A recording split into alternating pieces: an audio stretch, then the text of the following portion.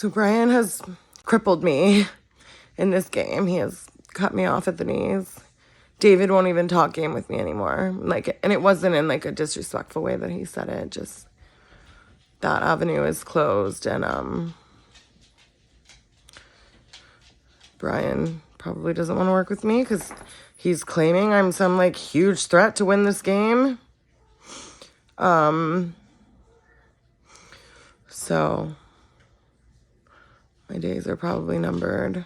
The only thing, like, I'm going to say to him is, like, look, the other three, like, they're all calling you a snake. Like, I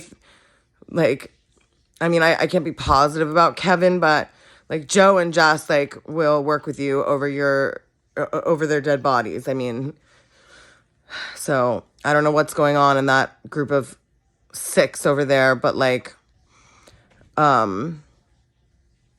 David still has his people. Like, it's a pretty divided group still, and, they're not going to work with Brian. If Brian wants to take out any of David's people, I'm probably the only one of the 4 that's going to be willing to do it. That's what I'm going to tell him. Because I would. I'm, like, emotional and stuff. Like, it hurts. But I just don't know if this whole Lucy's a huge threat thing is the real thing. Because he could have taken me out later. Didn't have to be now. I just think him and Josh have been planning to work together from the beginning. And I mean, I think like me and Brian's friendship and connection was still real, but it hurts. And it's interesting that he has crippled me in Survivor the same day that I am crippled emotionally. I don't talk about this a lot. But I got a vaping illness a few years ago, and from e-cigarettes, a vaping illness. It doesn't have a name yet. It was a really long, awful process to get diagnosed because so little is known about vaping, and I basically spent 2 years wanting to die. I used to care about my weight and my clothes and what kind of car I drove, and then all of a sudden I got this lung illness, and it was like the only thing that mattered was air.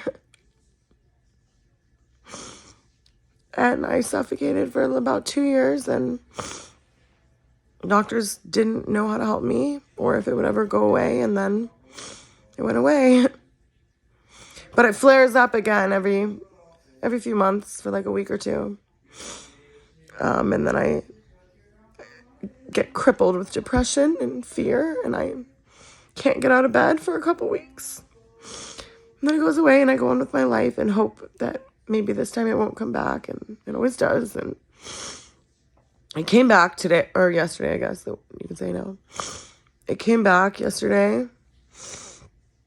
So I was crippled with fear and depression all day, but I didn't bring it up. I don't like to, a lot of people vape, and I don't like to get into it and tell people, but I don't know, those physical symptoms are always a symptom of something else, you know, so it's just interesting